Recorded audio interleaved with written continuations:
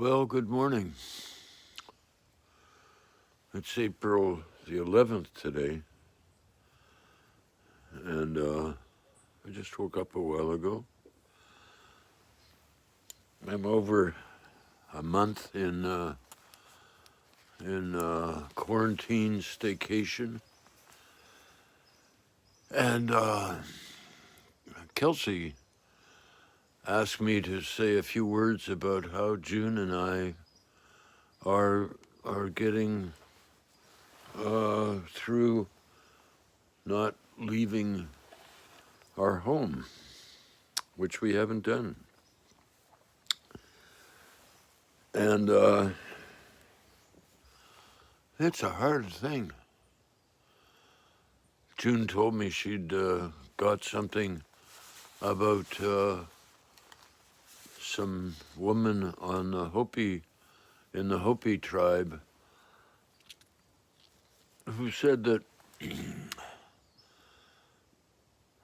this time is a time of opportunity at the same time that it's really difficult. I'm afraid of catching the virus and dying because I'm old and I've got lung problems and heart problems and all kinds of problems. And so one of the things I do is I wear something metal over my heart. My friend Mario in Peru told me to do that it might help, and it's helped enormously. My friend Kathy Richardson made that little copper thing for me. So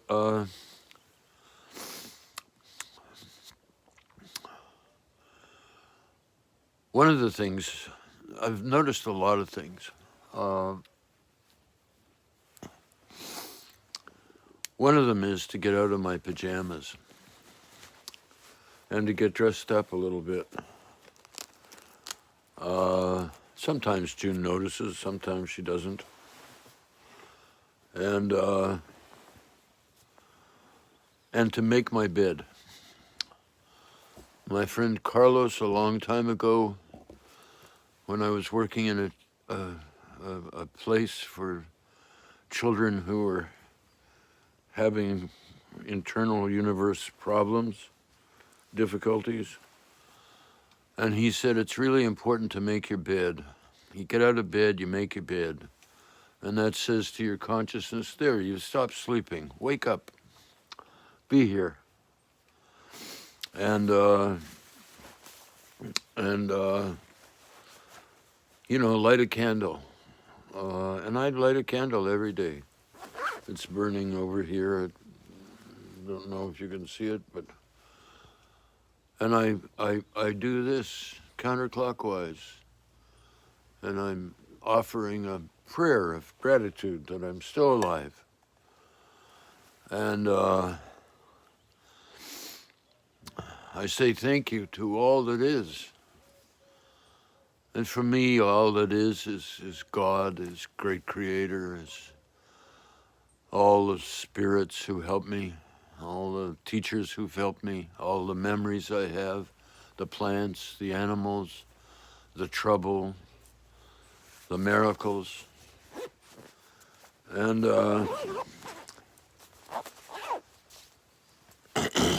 another thing that I've been doing to help this time, help me in this time, is to, instead of calling it quarantine, I'm calling it a staycation. And I'm really one of the lucky ones. And I'm very, very grateful. I don't know that this thing is going, but yeah, it's going. I was talking to my friend Hero last night, and Hero's a doctor. And he's scared, because he knows he's on the front lines. And I heard that my friend Anderson is offering a discount or giving away free rooms, and I don't know what he's doing about meals with his hotel. There are all these miracles happening, and I have to look for the miracles. And sometimes they're not big miracles. They're just little miracles. Like I was going through a box trying to clean up, and I found a couple of bottles of Clorox, because apparently the stores are running out of Clorox as people are looking for ways to disinfect their homes and things like that. So you look for miracles. The other one is that establishing routines, and an astronaut told me something that's really helping me in my vision quest, and that is to have routines. And so I'm making very strict routines. Stop everything at 5 o'clock, start to prepare dinner, eat at 6 o'clock. And it's hard because lots of times I get off track. The other one is to have a hobby, to develop some hobbies. Just keep yourself occupied, especially if you're cramped in with a whole lot of other people. And they don't have to be big hobbies. They just have to be something that you enjoy. So I've taken all my instruments, for instance, and I put them up beside where I sleep. And in the morning I wake up and I play the instruments. I play the bowls, and I play the harp, and I play the... And playing them isn't the right word. I sound with them. I let them sing. And it's not like I'm doing Beethoven's Ninth Symphony or something, but I'm just like making the sounds, whatever comes out. And as my friend Nick Simmons says, if you make a sound you don't like, make the same sound a few times until you kind of say, yeah, it's not bad. You do change it a bit so you like it.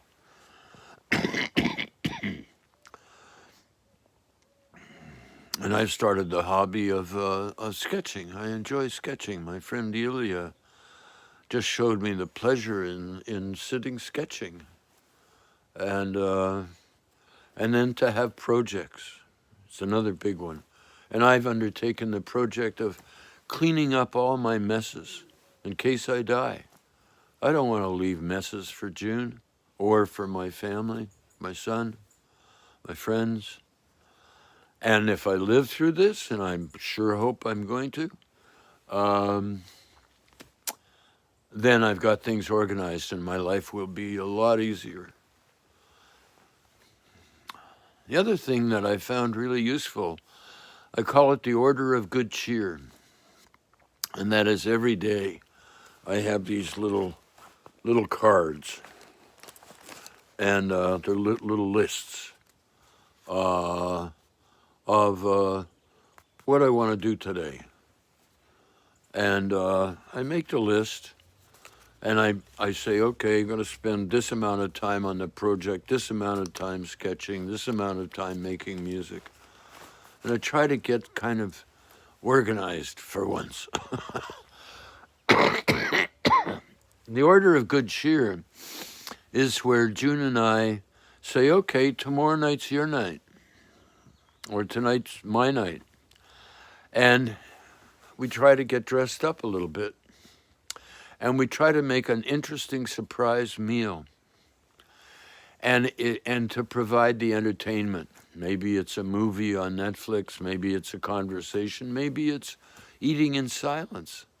Maybe it's by candlelight, maybe it's with the lights on, but everything gets to be purposeful. And last night I cooked this really great meal for June, and she loved it. She said it about 6 times, how much she loved it. And I just was, I made a meal of some pieces of romaine lettuce instead of tortillas, and I mixed rice and beans, and kale and spinach, not spinach, beets, greens, and I cut up some beets and cooked them ahead of time, and onions. Really simple stuff, but making sure that I'm getting protein.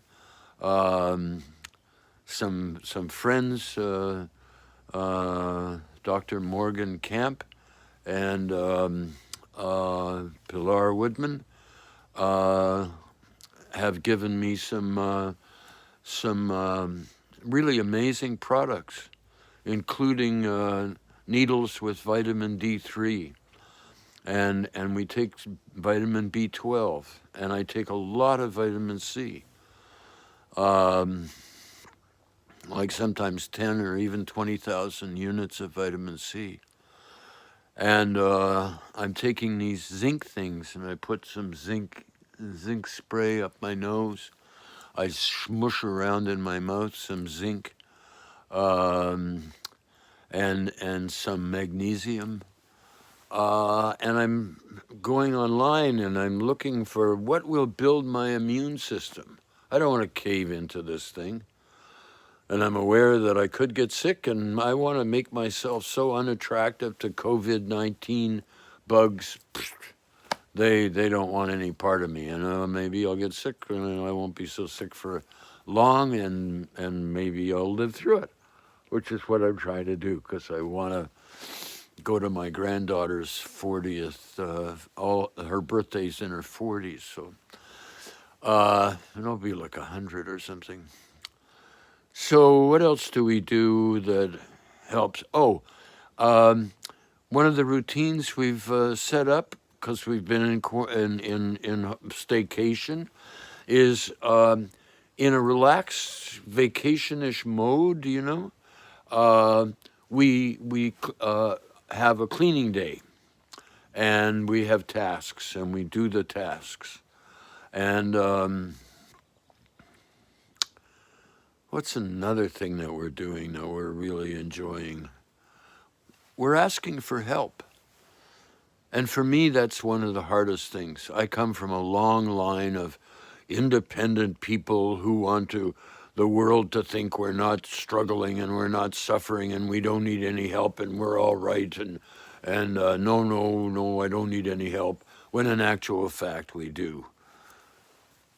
And one of the nice things about this pandemic, which Hero and I were talking about yesterday, is claiming many, many fewer lives than, say, the Spanish flu claimed. And there's a good chance that it'll come back in November. It's not going to be. It'll be peaking around here in June. That means there'll be the most people, challenged. And then there's a good chance it'll come back next year. It turns out the Spanish flu had one run at the world population, and then a year later, the big one came. So living with pandemics is something that I'm recognizing this is our new normal. This is going to happen again. This isn't a one-time event. This is the evolution of consciousness. Imagine, everybody in the world is aware of this. My friend Ronnie is in Peru, and he was telling me he's got certain days he can go out of his house. Otherwise, he has to stay within about a meter. That's roughly about a yard long. He can't go out, and he has people bringing him food. He can't walk down to the beach, which is close to his house, or walk into the garden. I don't know which house he's at. But they're locking down their country to try to slow down the virus so that their hospital system doesn't get overloaded.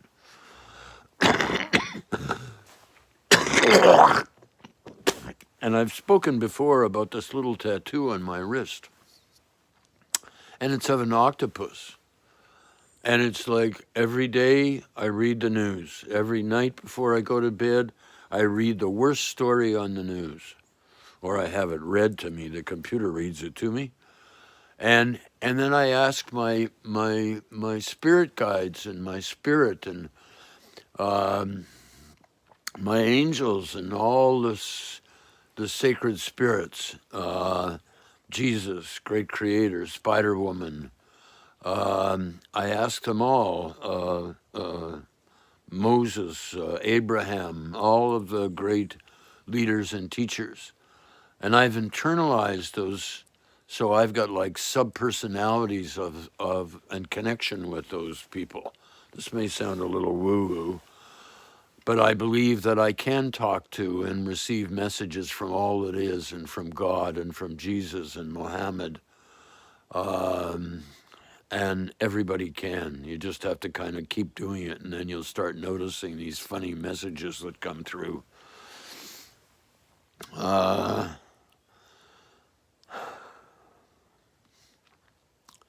think that's enough for now. I get exercise every day. Yesterday I got out in the garden, and I purposefully did everything the hard way. I carried things instead of using the wheelbarrow. And today I'm going to make a pole, and I'm going to carry the pole, and it'll have some shopping bags filled with earth, and I'm going to move some earth to feed the plants. And I'm really, really lucky that I live in the country, and I live in a place with gardens and things like that. And my heart just goes out to the people who are living in cramped quarters. And I've lived in cramped quarters, and I've lived in tiny spaces, like one tiny room that it wasn't even wide enough for the bed to go in one direction. It was more like a hall that had been turned into a bed room. So my heart goes out to people who are suffering. My heart goes out with great gratitude to people who are still exposing themselves to the virus. It just gave me this funny thing of standing there, taking your clothes off to the virus or something. Anyway, so that's today, and I hope you're getting through this time and got through this time. I don't know when you're going to watch them or if you're going to watch them. I noticed that there aren't many people watching my videos, but maybe someday somebody will see them, and it'll be useful. And I encourage you to make your videos about, or something, like giving a gift of yourself and trying to figure out how can you be useful with what you've got. How can you help other people? And that's another good strategy for getting through tough times. And like I phone up people who have the virus, and I just give them good energy and see if I can say good things to them. And not saying, oh, poor you, but saying things like, well, you're pretty strong, and I know you feel like crap, but, stay with it.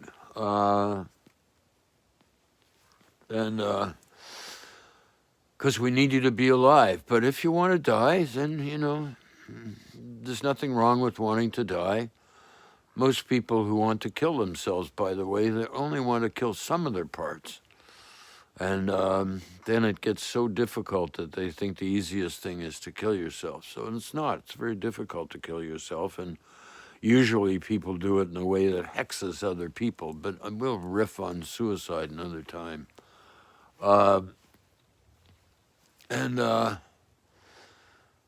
Please make your videos. And Kelsey says we're going to start getting a website going. Where you'll have links to, I'll be able to say, hey, so-and-so made a good video, or so-and-so made a good audio or something. And by the way, another thing I do is I use the internet, and I go on to YouTube, and I watch these things. I think the heading is usually quarantine, where people are making videos about little miracles, little things to make you laugh, little touching things. I'm trying to get my friend Jennifer in New York City, who's coming out the other side of having the virus, to make a video about something that happened that lifted her spirits. And it was that an ambulance was driving down the street, and instead of having this upsetting noise, it was playing music. And when the ambulance would come to the intersection, it would go wah, wah, and make the ambulance sound. But it wasn't like screaming ambulances all the time. Everybody knows they got a crisis, for God's sakes. You don't need to, scare people. So thanks to all the people who are creating little miracles. That's what we need. Lots of little miracles. So thanks a lot.